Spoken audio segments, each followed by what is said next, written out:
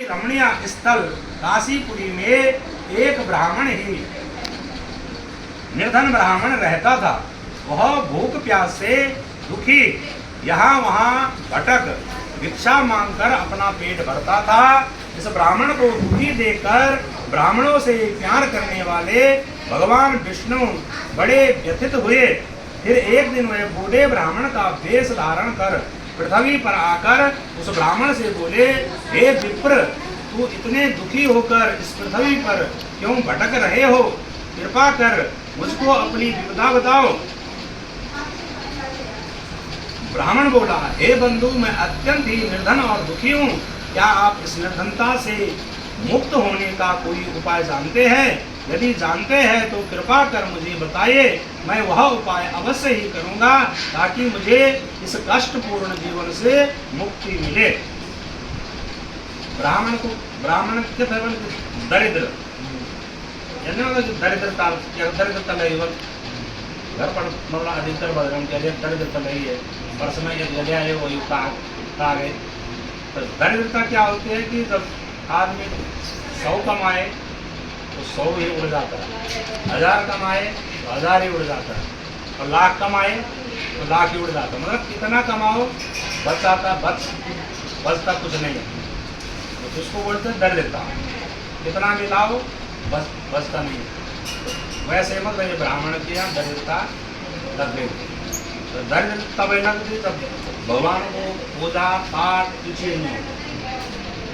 ब्राह्मण भी दरिद्रता है तब ब्राह्मण भगवान विष्णु ब्राह्मण के रूप में तक गए हैं।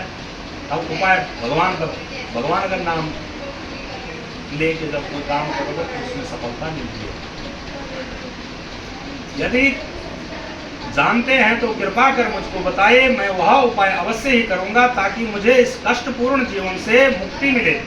बूढ़े ब्राह्मण ने कहा, सत्यनारायण स्वरूप भगवान विष्णु सबको मनचाहा फल देने वाले हैं, अतः हे विप्र, तुम उन्हीं का उत्तम व्रत पूजन करो। भगवान सत्यनारायण का व्रत पूजन करने से मनुष्य के सब दुख दूर हो जाते हैं। हे भगवान, गरीब ब्राह्मण ने कहा, कृपया मुझे इस व्रत का विधि विधान बताइए। अपने आपके अनुसार मैं उत्तम फल प्रदान करने वाले इस व्रत को अवश्य ही करूंगा। बूढ़े ब्राह्मण वेशधारी भगवान विष्णु ने उसे सत्यदेव भगवान के व्रत पूजन का विधान बताया और अंतर्धान हो गए। निर्धन ब्राह्मण ने मन ही मन में संकल्प लिया कि वह बूढ़े ब्राह्मण द्वारा बताया गया व्रत अवश्य करेगा। इन्हीं विचारों के कारण उसे रात भर नींद नहीं आई। दूसरे दिन वह इस संकल्प के साथ भिक्षाटन के लिए निकला कि आज जो कुछ भी भिक्षा में मिलेगा उससे मैं सत्यनारायण जी का व्रत पूजन करूंगा। उस दिन उसे भिक्षा में काफी द्रव्य प्राप्त हुआ। हम जब किसी भी काम के लिए बाहर जाते हैं, कोई भी कार्य के लिए जाना चाहिए तो भगवान का नाम लेकर ही जाना चाहिए, तब सफलता मिलती है। उसी से ब्राह्मण ने अपने बंधु बांधवों सहित श्री सत्यनारायण भगवान का व्रत किया।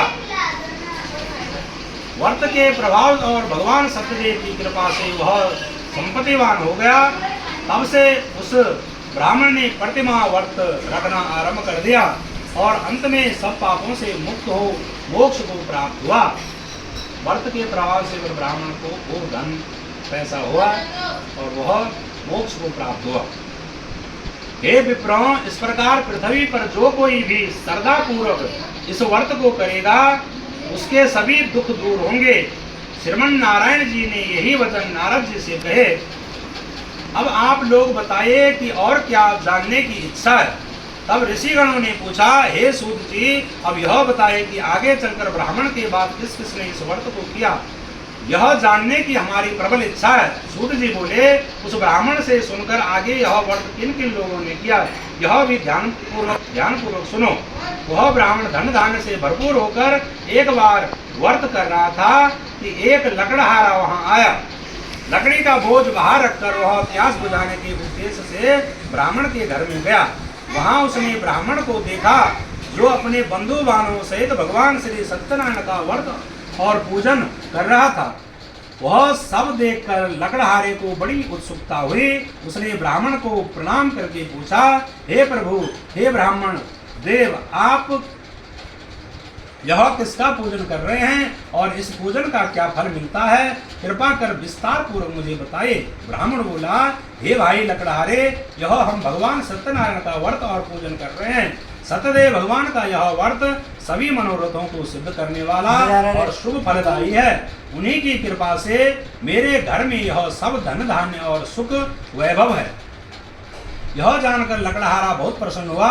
वह प्रसाद ग्रहण करके तथा जल पीकर बाहर आया और अपना गठरा उठाकर लकड़ी बेचने के लिए शहर को चल दिया। रास्ते में चलते चलते उसने सोचा कि आज यह लकड़ियां बेचकर जो भी धन प्राप्त होगा उससे मैं भी भगवान सत्यनारायण का व्रत और पूजन करूंगा। यह संकल्प कर वह उस बस्ती की ओर चल दिया जहां नगर के अमीर लोग रहते थे। भगवान सत्यनारायण की ऐसी कृपा हुई कि उस दिन उसे लकड़ियों के दुगने दाम प्राप्त हुए। लकड़हारे ने प्रसन्न होकर पके केले, शक्कर, घी, दूध और गेहूं का आटा सवैया बनवाकर खरीद लिया और अपने घर की ओर चल पड़ा। लकड़हारे ने अपने भाई बांधवों से विधि पूर्वक भगवान का पूजन व्रत किया। व्रत के प्रभाव से वह पुत्रवान और धनवान बन गया। फिर इस लोक में चिरकाल तक सुख भोगकर अंत में भगवान सत्यनारायण की कृपा से उनके लोक में चला गया। इति स्कंद पुराणे रेवाखंड सत्यनारायण व्रत तथा द्वितीयो अध्याय।